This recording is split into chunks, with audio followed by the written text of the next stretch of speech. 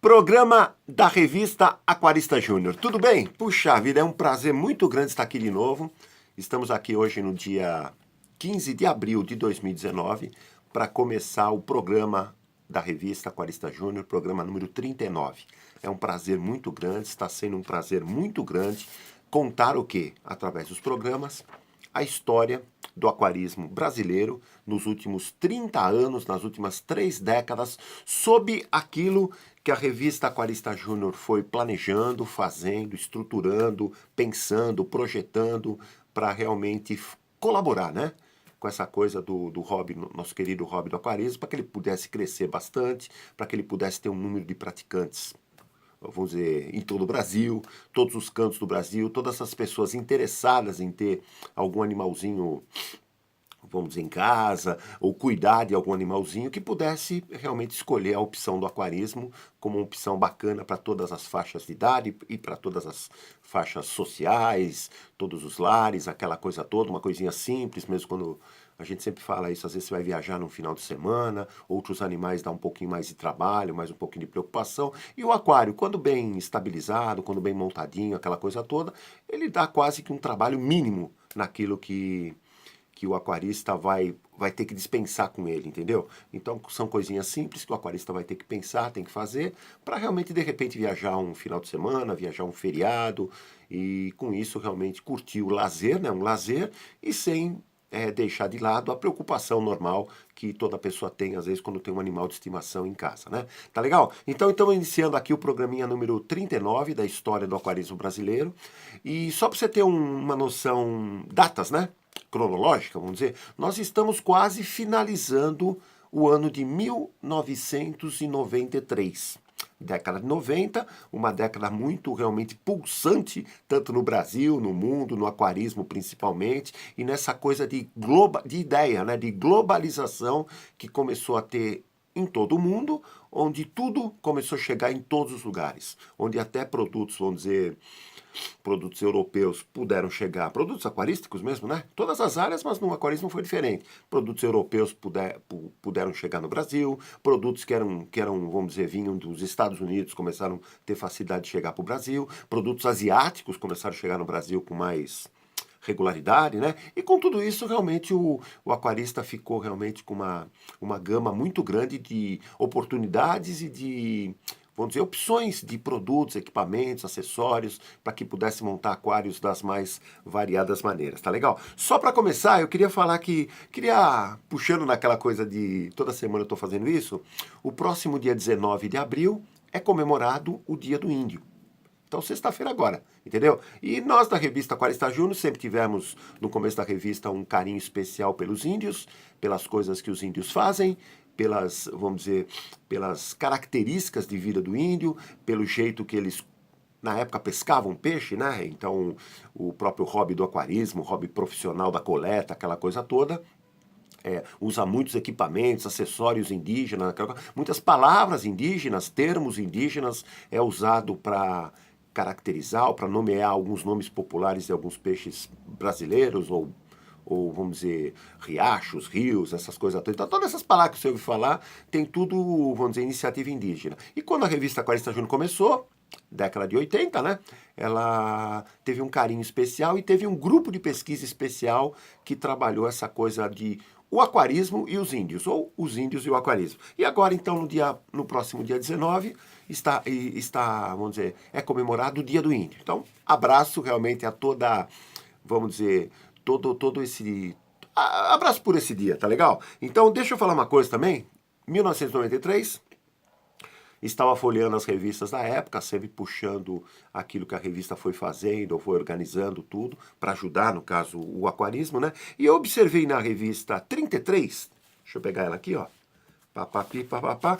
Lembra que nos programas anteriores eu falei que na revista 31, portanto essa daqui é a 33, essa é de agosto de 93, então agosto, junho, julho, agosto, março de 93, surgiu uma ideia, um projeto, porque a revista é sempre feita de projetos, tá? A revista Aquarista Júnior, ao longo dos anos, aquilo que eu sempre falo nos programas, como eu fui projetista mecânico, projetista de máquinas, eu puxei todo o ensinamento que eu tive, tanto no curso técnico, né, que eu acabei fazendo, o curso de tecnologia que eu acabei fazendo também.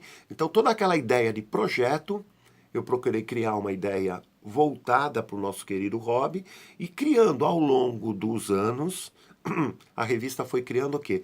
Projetos para ajudar todo mundo, legal? E na revista de março, já falei nos programas anteriores, nós criamos na revista a seção Aquarista Ciência, entendeu? Que era uma ideia o quê?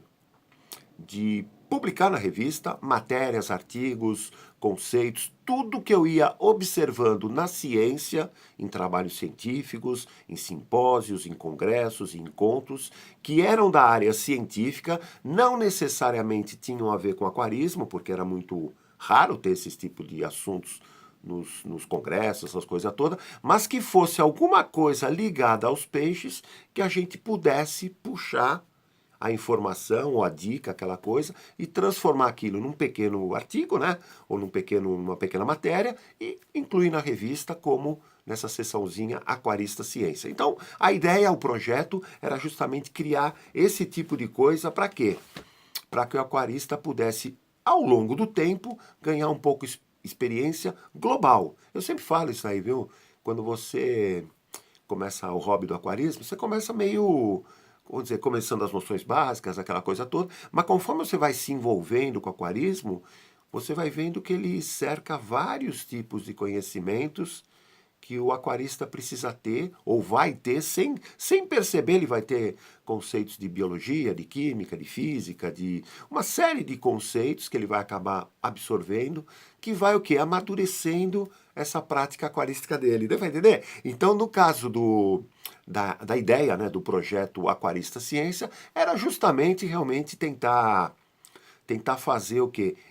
Integrar outras ciências nesse nosso querido hobby do aquarismo. E conseguimos, porque hoje você vê que às vezes eu tenho visto algumas palestras mesmo, alguns encontros, algumas coisas escritas, né, de pessoas que são aquaristas, têm uma qualificação em outra área, que ela estudou outra coisa, e realmente você nota como tem essa coisa do envolvimento biologia, por exemplo, com aquarismo, química com aquarismo, entendeu? Botânica com aquarismo. Então você vê coisas que você fala, puxa vida, olha como a gente em 93 pensou que essas ciências pudessem realmente integrar o aquarismo, porque a gente achou que eu sempre achei isso, que o aquarismo, que o aquário, né, é como se fosse um pequeno pedaço de natureza mesmo, entendeu? Que a gente monta em nossa casa, você monta na tua, eu monto na minha, cada casa acaba tendo uma característica, um ajuste biológico, entendeu?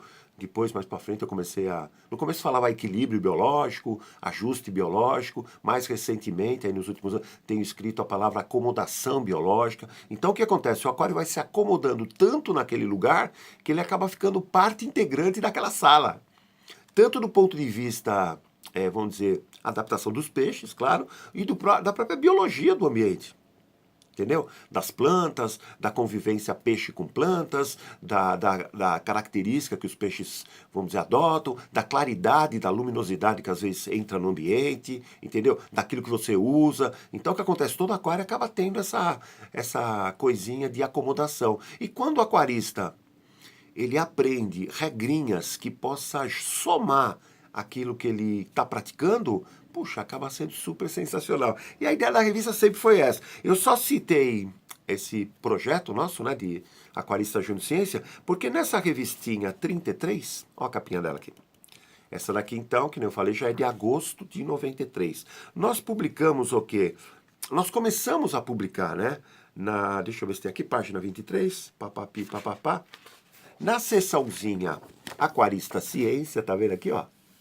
Nós começamos a pensar numa ideia que era o seguinte, nosso tema, peixes do Brasil. O Brasil é um país muito grande, tem a nossa querida Amazônia, tem várias bacias hidrográficas de grande porte e de grande quantidade de peixes e algumas espécies, ou centenas de espécies ornamentais, né? Ou realmente que tem, vamos dizer, um colorido, um exotismo legal, um tamanho, né? São peixes pequenos, aquela coisa, que pode ser colocado em aquário. Então, quando foi na revistinha número 33, a gente resolveu, a partir da 33, isso até hoje é assim, tá? A gente começou a pensar na ideia, poxa vida, devagarzinho, Vamos explorar essa ideia de peixes do Brasil. Falar sobre eles, explicar características deles no habitat natural, como que eles poderiam entrar no aquário e se adaptarem ao aquário, o que eles comem, entendeu? Qual que é o jeitão dele com compatibilidade com outros peixes, se eles gostam, vamos dizer, o hábito alimentar deles, se eles gostam de plantas no aquário ou vivem na natureza em lugares que são, vamos dizer, biótopos que não tem vegetação, só tem tronco, por exemplo, só tem cascalho, ou é água corrente, ou é água parada, entendeu? Então, quer dizer, a gente foi pensando nessa ideia de explorar os peixes do Brasil. Então, várias sessões, porque lembra que eu falei, a revista tem várias áreas de atuação, né? E várias sessões da revista, às vezes, colaboraram com esse tema. Então, a sessão da revista chamada Aquário Geográfico acabou ao longo dos anos, de lá para cá, né? Mostrando alguns biótopos ou alguns aquários biótopos em que você escolhia um tipo de peixe e tentava montar para o peixe um habitat de aquário que pudesse ser similar, não tão assim, vamos dizer, certinho, porque às vezes você não consegue uma planta da região, não consegue, vamos dizer, uma fotografia exata daquele espaço que ele vive, entendeu? A água às vezes é turva e às vezes no aquário você quer deixar ela cristalina, então você precisa mudar certa característica, mas que você possa ter um ponto de partida. Olha que legal, cara. Isso começou, essa brincadeira, olha como faz tempo, de biótopo, começou em 93. E o que que acontece? Através dos anos, uma coisa que também essa sessão Aquarista Ciência foi vamos dizer, foi elaborando matérias, artigos sobre a ideia de começar a divulgar os peixes do Brasil. Outra sessãozinha que também existe na revista, que é a sessão antigamente chamava IBAMA e o Meio Ambiente. Depois a gente mudou o nome para Aquarista e o Meio Ambiente, que era o quê? Notícias de meio ambiente ou coisas de meio ambiente que pudessem ser ligados ao aquarismo. E com isso, o que acontece? Muitos peixes do Brasil acabaram sendo destaques nas publicações que a gente foi fazendo. Em 2005, inclusive, 2005 não, desculpe. Em 2005, né? Surgiu, deixa eu ver se eu tenho aqui o... Deixa eu ver se está o símbolozinho aqui, bem embaixo aqui, dá para ver aqui, ó. Esse é o símbolozinho. O que que acontece? A nossa área ambiental aqui, o departamento de área ambiental, que a gente atua aqui, né? Desde 2005, Projeto Aquarista Júnior de reprodução e recuperação das espécies de peixes ornamentais ameaçadas de extinção no Brasil. Também foi uma iniciativa, que até hoje está atuante, né? Que o que que acontece? Pega os peixinhos, principalmente de aquário, que são ameaçados de extinção, por exemplo. Então, através da revista, através de alguns artigos, através de algumas dicas, algumas sugestões, a gente acaba dando ideias de como você poderia pensar em se preocupar com essa coisa de reproduzir essas espécies em aquário, entendeu? A gente sempre falou, sempre mandei para essa turma, para os institutos, para as faculdades, essas coisas de que o aquarista, o piscicultor, o piscicultor ornamental profissional, o piscicultor ou criador caseiro, aquele que é robista simplesmente, poderia muito ajudar nessas campanhas de recuperação de algumas espécies de peixes ornamentais. Por quê? Porque a técnica de criação, às vezes quando você vê vamos dizer, uma técnica de criação do Mato Grosso, do tetra preto, ele pode ser encaixado também em alguns tetras que a receita de criação, né, em alguns tetras que são ameaçados de extinção. Então é só oferecer para os criadores, para os aquaristas, algumas matrizes desses peixes que pode ter certeza que a turma consegue criar até com uma certa facilidade. Os killifish, a mesma coisa. Todo peixe que você sente que pode estar em extinção, o nosso querido lá no norte, o cascudo zebra, com certeza. Entendeu? Porque a técnica de criação, a técnica não, a receita de criação dos peixes de água doce já é bem dominada por muita gente. Então, se aplicar essas técnicas com os peixes que estão em perigo de extinção, você obteria o quê? Resultados, obteria uma boa ninhada ou várias ninhadas, e com isso você poderia até ajudar em campanhas de recuperação de habitats naturais ou realmente não extinguir a espécie. Então, a espécie que teoricamente estava em perigo de extinção poderia ser salva pelos nossos queridos aquaristas, tá? Isso em 2005, só para você ver como a gente mexia. Quando foi em 2008, até mostro uma revista aqui de janeiro de 2008.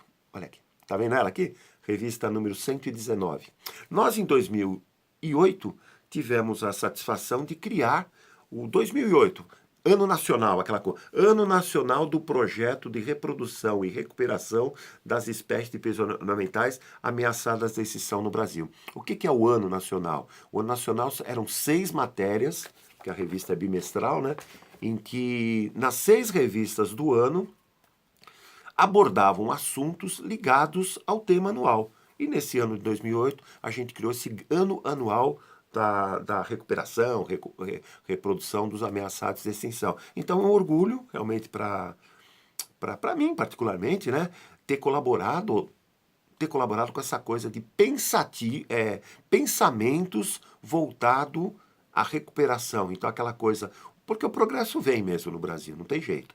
Então os peixes correm riscos de extinção, não só os peixes, outros animais, aquela coisa toda. Então realmente quando você pensa em ideias de recuperação, reprodução, essas coisas, você, entre aspas, está ajudando. Então, todo aquarista acaba podendo, no futuro, colaborar com essas coisas dos peixes do Brasil. E tudo começou, que nem eu volto a falar, essa nossa queridinha revista 33 de agosto de 93, quando surgiu essa coisa de começar a abordar vamos dizer, a busca pelo conhecimento, a transmissão de conhecimento dessa coisa dos peixes do Brasil. E hoje, realmente, a maioria dos peixes ornamentais do Brasil ou é bem conhecido ou está bem caracterizado as necessidades deles no nosso querido aquário ornamental, né? E isso realmente deixa contente, faz parte realmente da história, essa colaboração nossa nessa parte, tá legal? Então, revista 33 falou sobre isso. Na revista 34, uma coisa bacana de contar, cara. Na revista 34, página 11. Lembra que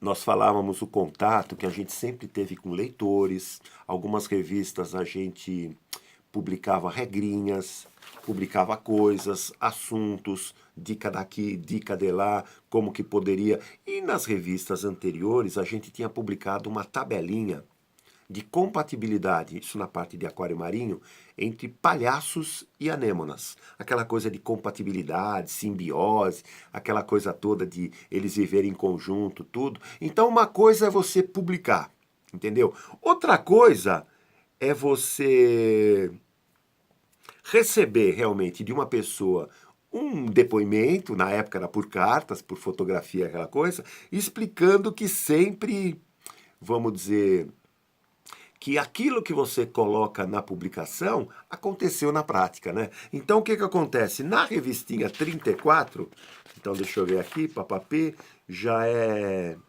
estamos falando em outubro de 93. Uma leitora da revista, Cornélia Soraya Henning, olha que bacana.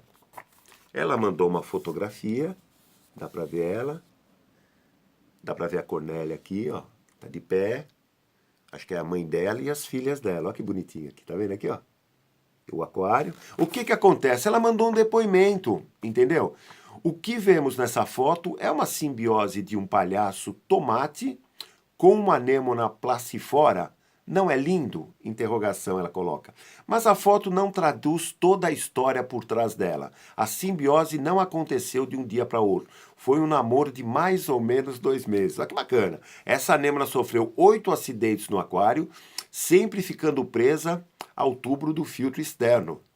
Entendeu? Chupava ela, aquela coisa. Sobreviveu a todos os acidentes, se bem que sempre muito machucada. Na 8ª vez, fiquei desesperada pensando que ela estava morta, pois foi sugada de tal maneira pelo tubo do filtro que chegou a encostar no o tubo do filtro biológico, né, que tinha, né?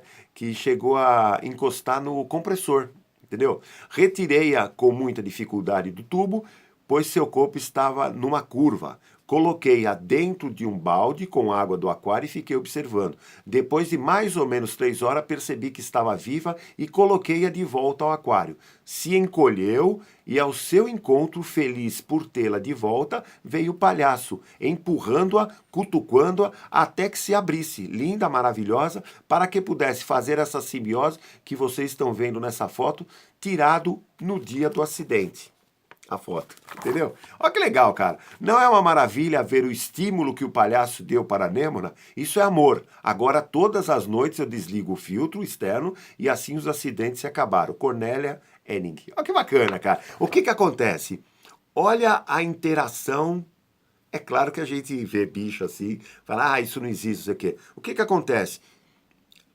A Nêmona se acidentou, saiu do aquário, voltou pro aquário, e o palhacinho teve o quê? Uma participação naquela coisa de recuperação. Vamos dizer que a Nêmona, tô brincando, né? Vamos dizer que a Nêmona precisasse da mão assim para levantar, estava sentada, precisava levantar. Então o palhacinho deu uma mão, estica aqui, estica um tentáculo aqui e tal. De repente a Nêmona começou a se abrir, começou a se formatar de novo e acabou todo mundo vivendo feliz para ser. Então esse exemplo de apresentar nessa revista, eu peguei só um, tá? Teve vários ao longo dessa década de 90, porque essa interação revista Aquarista Júnior com os leitores sempre foi uma coisa bacana, essa coisa de receber cartas, receber depoimentos, receber, puxa vida, aconteceu isso comigo, tal, tal, tal, tal. E alguns destaques a gente colocava na revista, porque você vê, a pessoa mandou uma cartinha na época escrita, mandou uma fotografia, duas no caso, né? A fotografia das pessoas e do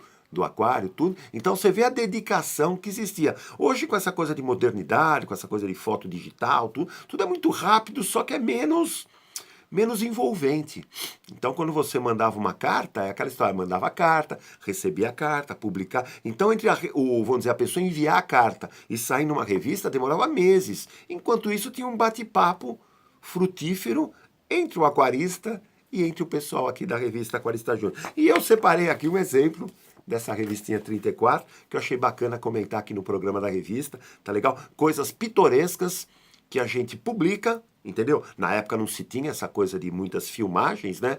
Então, às vezes você publicava alguma constatação que acontecia, claro, né? Mas às vezes era uma constatação pequena.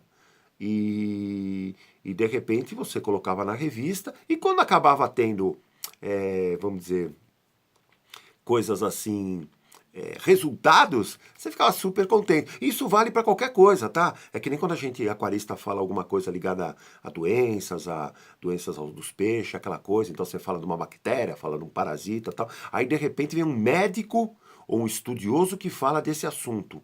Puta, que bacana, cara! Porque uma coisa é revista Aquarista Júnior, Marcos falar tal. Outra coisa é um doutor falar, entendeu? Então, quer dizer, é bacana quando você fala que o aquarismo faz bem à mente, por exemplo, e de repente vem um psicólogo que fala a mesma coisa num programa de televisão. Então você fala, puxa vida, olha que bacana. Por quê? Porque já é um estudioso da área. Tá legal? Revista 34 abordou isso, essa coisa do peixe palhaço, e na época fiquei super contente e resolvi destacar aqui no programinha. Revista 34 também marca uma coisa bacana. Eu sempre tive uma preocupação muito grande com essa coisa, porque na época não se tinha muitas variantes de rações. Nós tínhamos poucas variedades, né? Entendeu? De opções, né? De rações para os peixes. Então era mais a comida flocada, a comida em grãos que afundava, a comida em pó que também ficava um pouco boiando e depois afundar. Não tinha variedades. Então o aquarista, o criador, a pessoa que cultivava peixe ou que tinha uma quantidade grande, gostava muito dessa coisa de opções de alimentos vivos. Então, na época, tinha Artemia salina, tinha o Tubifex, tinha a Daphnia, larva de mosquito, que se podia... Não se tinha essa coisa de dengue, essas coisas todas, né? Então, se tinha... Até se proliferava, né? Microverme, qual que tinha também? Putz, tinha uma pancada de bichinho que a gente cultivava em casa, né? Aquelas baratinhas pequenininhas lá, tenébrio, né? Entendeu? Larvinha de... aquele besourinho do amendoim, entendeu? Então, quer dizer, se cultivava várias coisinhas para os peixes ornamentais. E uma delas era o Tubifex também. O Tubifex, só para você ter uma ideia, deixa eu ver se tem aqui a foto dele, não sei se vai ter aqui. Tubifex, página 12.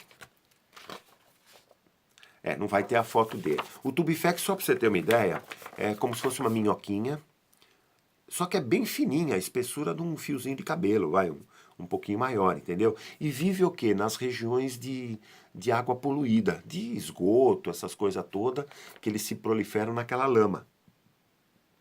E o pessoal, para oferecer para as lojas, porque as lojas vendiam porção de Tubifex, você comprava no saquinho lá uma porçãozinha de Tubifex. Só que o Tubifex, por ser coletado nesses lugares de esgoto, essas coisas, muitos coletadores, ao longo da minha vida, eu vi que muitos coletadores acabaram pegando algumas doenças.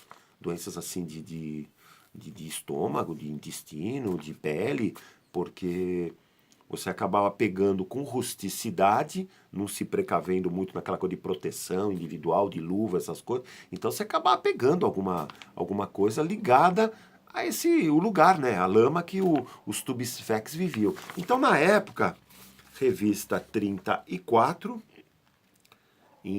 deixa eu ver, 34, outubro de 93, nós fizemos uma matériazinha, tá vendo aqui? Tubifex na nossa mira. O que que acontece? Era um alerta, eram comentários, eram, vamos dizer, ações, né? Coisas, se ele fazia bem ou fazia mal para o peixe. Para o peixe tinha aquela história que era um alimento muito proteico, aquela coisa toda.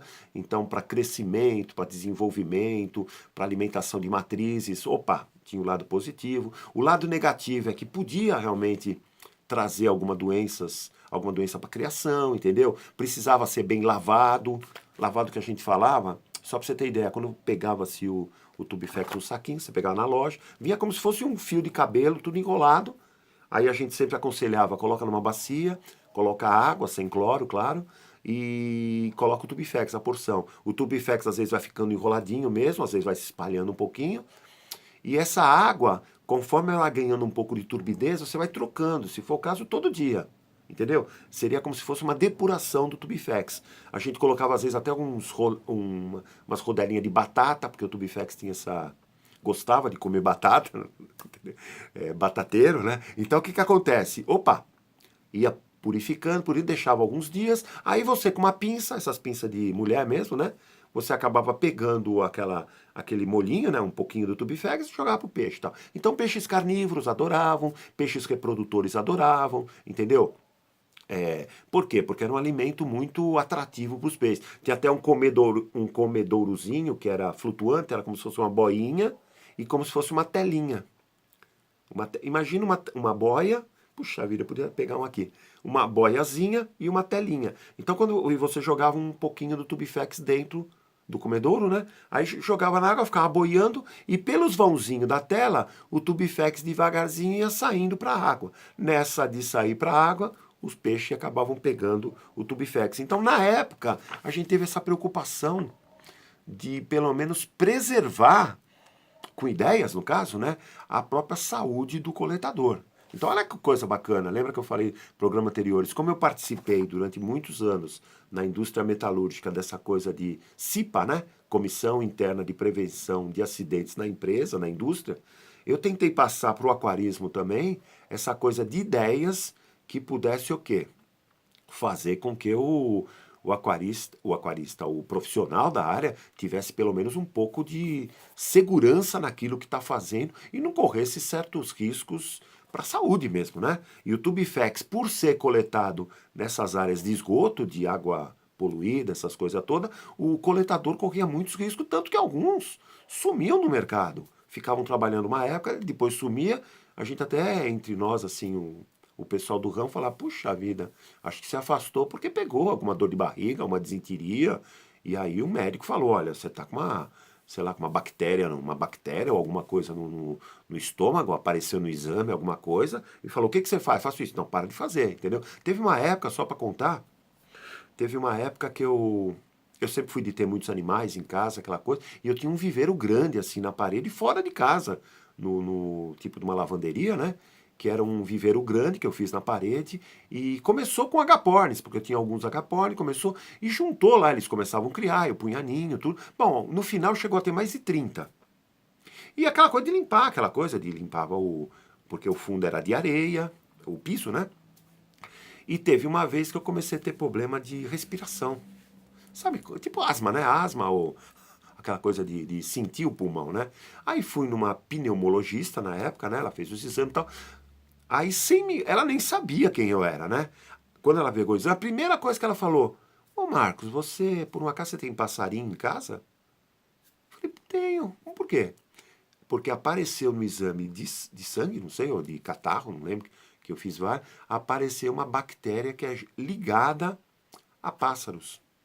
Então essa coisa de, não que você tenha respirado alguma coisa, mas essa coisa de varrer o viveiro, do passarinho, vamos dizer, de abanar as asas, essa bactéria pode ficar no ar e você inala ela e pega uma coisa que prejudica um pouco o pulmão, entendeu? Aí é claro, na época deu um antibióticozinho e tal, acabei tendo que me desfazer fiquei com medo, claro, né, de esse alerta aí de continuar com esse viveiro dos agapornis, aquela coisa toda. Então, no caso do Tubifex, guardadas as proporções, é a mesma coisa, vamos prevenir, entendeu? Então, eu acho que tudo aquilo que a gente pôde fazer para colaborar nessa área de prevenção, a gente tentou fazer ao longo dos 30 anos de história da revista Quaresma Júnior. Tá legal, cara?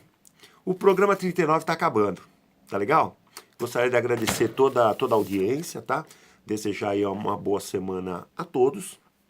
Que Deus abençoe você, tua família, e que na próxima segunda-feira estaremos aqui sem falta, transmitindo de coração essas pitacos que a revista Quaresma Júnior, que a história da revista Quaresma Júnior foi fazendo para colaborar com a história do aquarismo brasileiro nos últimos 30 anos. Tá legal? Valeu, bye bye, tchau!